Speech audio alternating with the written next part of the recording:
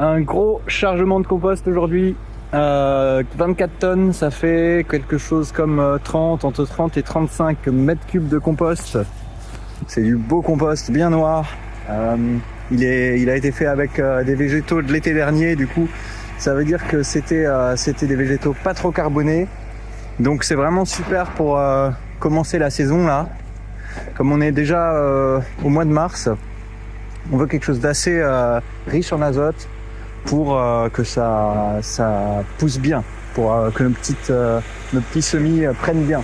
S'il y avait eu trop de carbone, si ça avait été un compost fait avec des matériaux plutôt divers, donc plus carbonés, on aurait eu plus de risque de frein d'azote. Voilà, des beaux tas de compost. C'est vraiment top. J'ai vraiment pu travailler. Là, j'ai eu de la chance parce qu'il faisait humide, il pleuvait tout le temps. Et alors, du coup, il ne pouvait pas venir livrer. Et là, il y a eu 10 jours de beau temps, de soleil. Et elle m'a vraiment fait un déchargement parfait. C'est-à-dire qu'au lieu de tout béner d'un côté, ce qui aurait fait qu'on aurait dû faire des allers-retours pour aller d'un endroit à l'autre, et elle a fait 5 beaux tas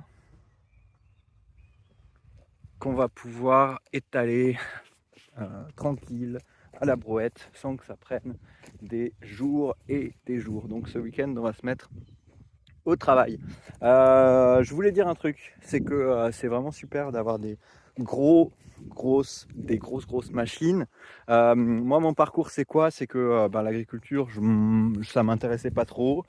J'étais pas trop là-dedans. Moi je voyais les tracteurs, voilà, j'avais comme tout le monde un grand-père qui était agriculteur, mais ça m'attirait pas plus que ça, peut-être parce que le côté tracteur, c'est pas trop mon truc.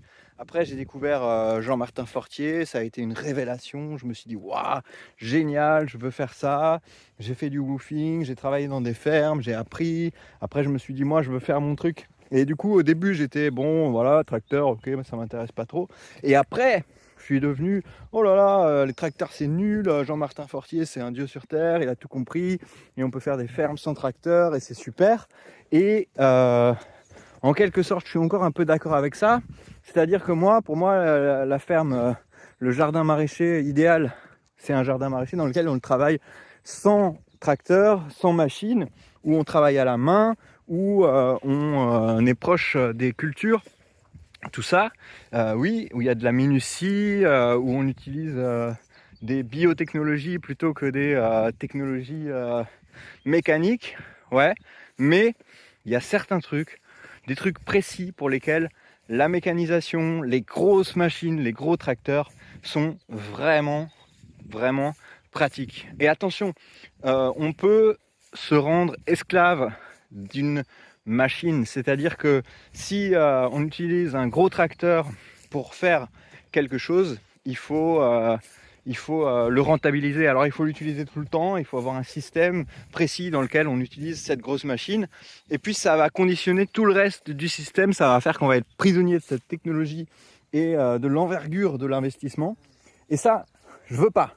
Ça, c'est vraiment pas mon truc. Mais faut vraiment le dire pour transporter du compost comme ça, ou pour travailler le sol, pour préparer le sol à l'avance, mais genre une fois, vous voyez.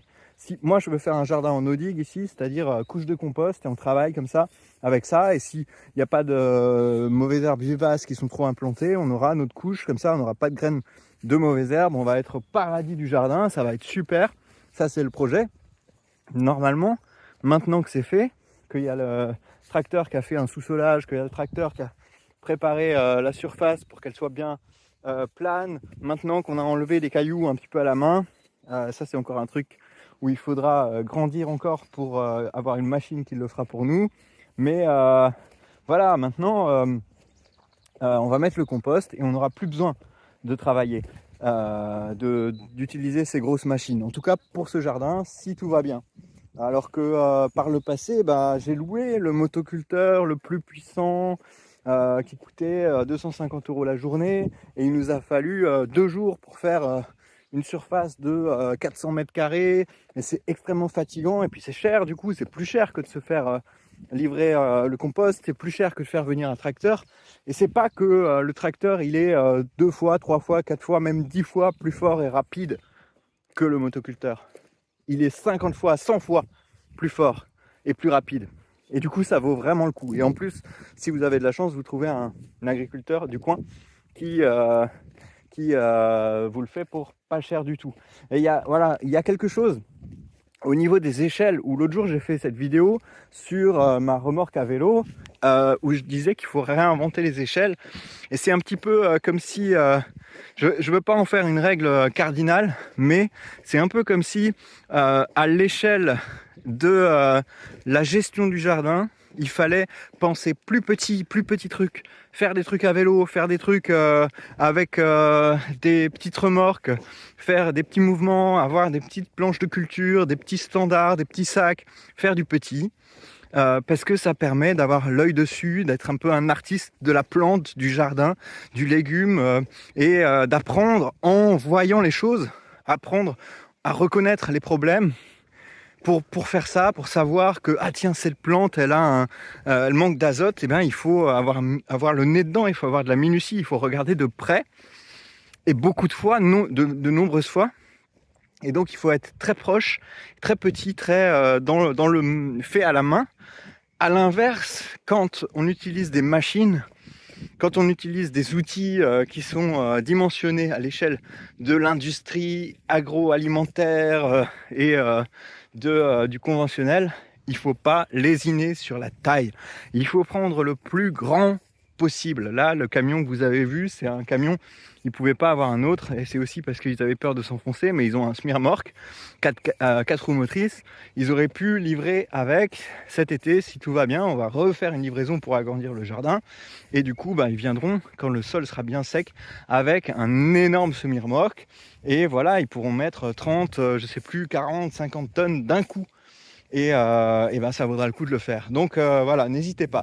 Moi, je vois un modèle pour le futur d'agriculture qui est organisé différemment autour d'outils qui sont là ou qu'il faut encore inventer. Mais j'ai l'impression qu'il y a vraiment une opportunité de créer des jardins qui sont gérés par une personne comme moi, qui est un jardinier dans l'âme, qui a vraiment envie, comme je disais, d'avoir le nez dedans, de toucher, de voir, de sentir, d'être un artisan, presque un artiste, mais qui est aidé par une industrie avec des moyens énormes qui permet à ces petits jardiniers de faire ça. Et pour l'instant, cette organisation, elle n'existe pas. Et moi, ma mission, c'est de l'inventer ou en tout cas de la canaliser. Donc dans les prochains jours, on va prendre des cadres en bois pour à l'épaisseur. On va enlever les cailloux d'abord un petit peu à la main et ensuite on va poser cette épaisseur de compost au sol et on va lancer notre jardin. Suivez-nous, vous allez voir, ça va être génial. Allez, à bientôt.